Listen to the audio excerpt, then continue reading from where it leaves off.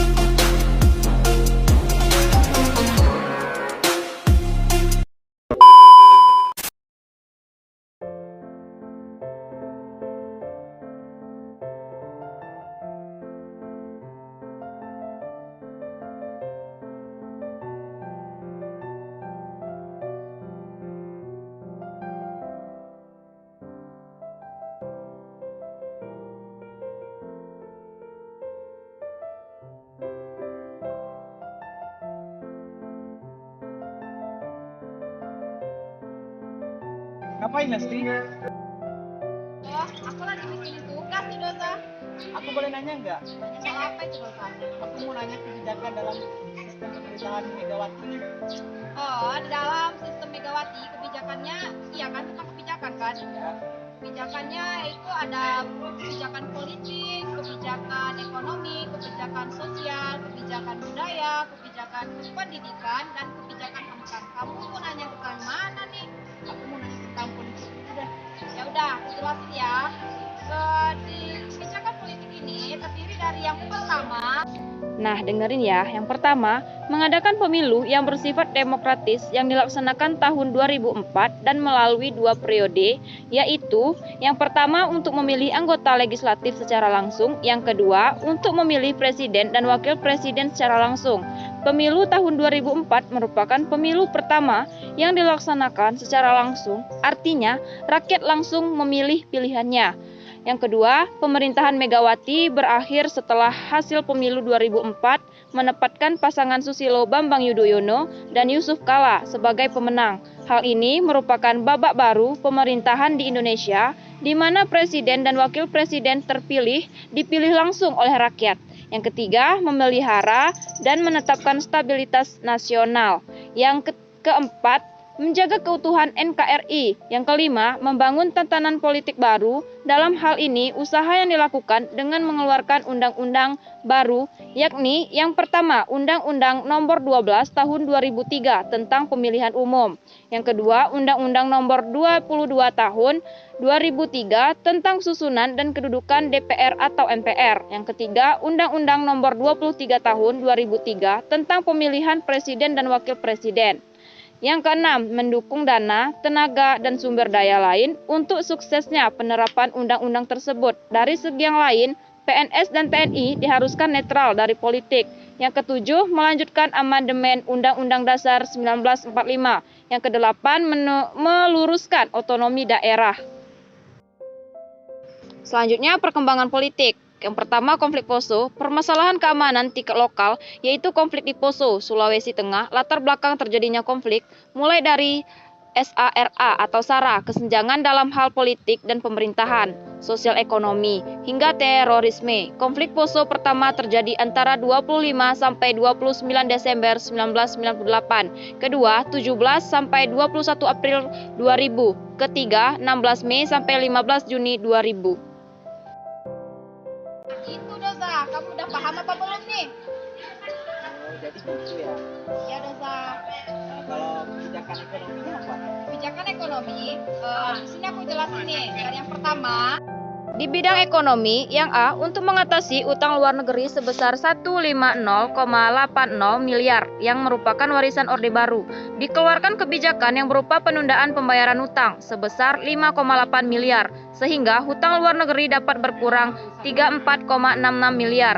Yang B, untuk mengatasi krisis moneter, Megawati berhasil menaikkan pendapatan per kapita 930. Kurs mata uang rupiah dapat diturunkan menjadi 8.500.000. Yang C, untuk meningkatkan pertumbuhan ekonomi dan menekan nilai inflasi, dikeluarkan kebijakan yang berupa privatisasi terhadap BUMN dengan melakukan penjualan saham Indosat, sehingga hutang luar negeri dapat berkurang. Yang D, memperbaiki kinerja ekspor, sehingga ekspor di Indonesia dapat ditingkatkan.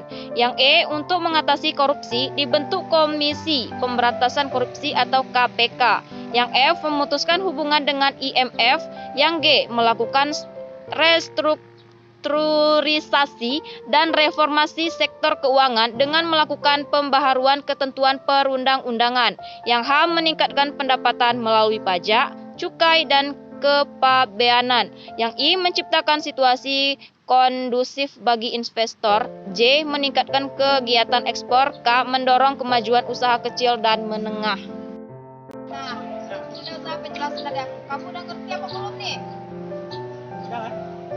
Pertanyaan lain lagi kan? Ya, Ya udah. Aku ada tugas baru nih Rosa dan banyak lagi tugasnya. Aku ikuti dulu ya. ya. Oh, jadi gitu ya.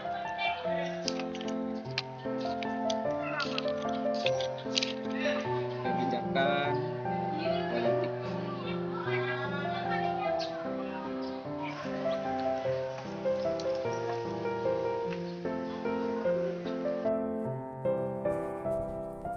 Oi Doza, kenapa kamu nggak pulang? Aku lagi nyatat kebijakan politik nih. Aku habis nanya sama Lesti tadi tentang kebijakan politik dan ekonomi. Oh gitu. Ya, Aku juga mau nanya nih, nanya apa tuh? nanya tentang kebijakan sosial. Oh, kalau sosialnya yang pertama itu kebijakan Megawati di bidang sosial. Yang pertama, Departemen Pendidikan Nasional telah merengkut guru baru sejumlah 4.100 orang dengan penempatan di Aceh dan menyiapkan sekitar 3.000 guru aktif dari daerah lain untuk mengajar di daerah konflik seluruh Aceh. Ada sekitar 506 bangunan sekolah di seluruh MDA terbakar atau 10% dari total bangunan sekolah di seluruh NAD. Rehabilitasi fisik sekolah baru akan dimulai awal 2004 dan diperkirakan membutuhkan waktu 1 tahun serta dana lebih dari 300 miliar untuk menyelesaikannya. Nah, itu penjelasan tentang sosialnya. Oh gitu. Kalau tentang budayanya bagaimana? Oh, kalau tentang budayanya, ini kebijakan Megawati dalam bidang budaya.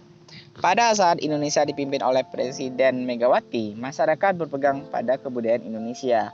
Pada masa pemerintahan Megawati, pemerintah mencanangkan bahwa tahun 2004 sebagai tahun budaya di Provinsi Nagro Aceh Darussalam. Pencanaan tahun budaya itu dilakukan oleh Menteri Kebudayaan dan Pariwisata Igede Unsiar Banda Aceh. Momentum tahun 2004 sebagai tahun kebudayaan Provinsi Nagro Aceh Darussalam merupakan suatu kesadaran untuk menggali kembali nilai-nilai budaya asli daerah Aceh yang juga budaya nasional serta komitmen untuk menyelesaikan berbagai persoalan baik sosial, politik, dan kesejahteraan atau pembangunan Aceh melalui pendekatan budaya dan adat yang diyakini dan berlaku secara turun-temurun sekaligus identitas masyarakat Aceh. Nah, jadi gitu. Udah paham kan? Sudah. Kamu nggak mau pulang? Ya, mau pulang. Aku pulang dulu ya. Ya, sama aku juga mau pulang nih.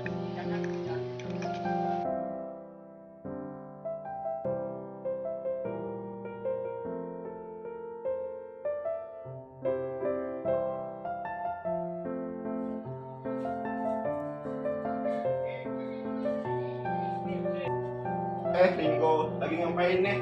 Aku lagi baca buku. Aku mau nanya nih, pemerintahan Megawati tentang kebijakan pendidikan.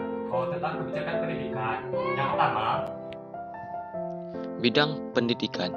1. Mengupayakan perluasan dan pemerataan kesempatan memperoleh pendidikan yang bermutu tinggi bagi seluruh rakyat Indonesia. 2.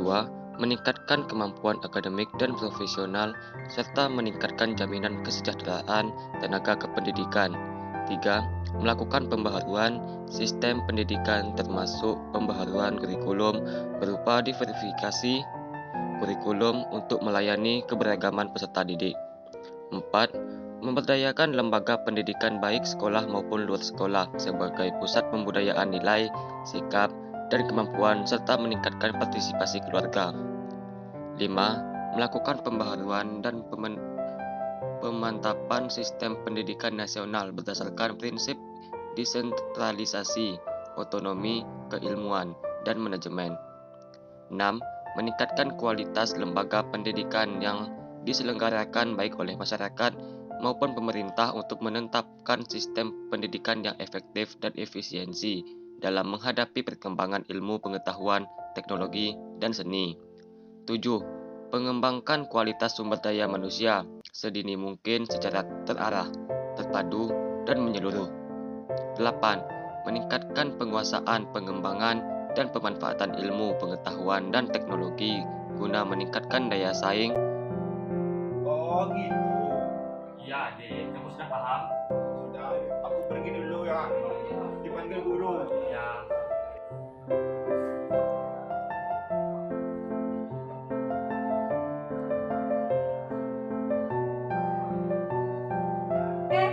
Dit, kamu lagi ngapain nih, Dit? Lagi baca buku. Kamu nyari apa? Aku mau nyari buku sejarah. Aku mau melihat apa itu kebijakan hankam dalam pemerintahan Megawati. Kamu tahu nggak, Dit? Aku ada tugas nih. Oh, tentang Hankam. Yang pertama, Bidang Hankam 1. Pada masa pemerintahan Megawati Soekarno Putri, supremasi hukum belum sangat tercermin dengan baik, maka hasil yang dicapai belum langkah menangani masalah yang melanda Indonesia tidaklah maksimal. 2. Hakim dan petugas pengadilan bersifat korup, akibatnya kewibawaan terhadap hukum menjadi lemah. Lembaga hukum dan peradilan kurang tegas, misalnya dalam menangani masalah korupsi. 3. Penegakan hukum yang dilakukan aparat dinilai belum mampu mewujudkan keadilan dalam masyarakat. Hal itu disebabkan para hakim cenderung bersikap legislatif dalam memutus suatu perkara, yakni hanya mendasarkan pada teks aturan hukum, bukan pada konteks perkara hukum. Akibatnya, masyarakat tidak percaya lagi terhadap hukum. 4.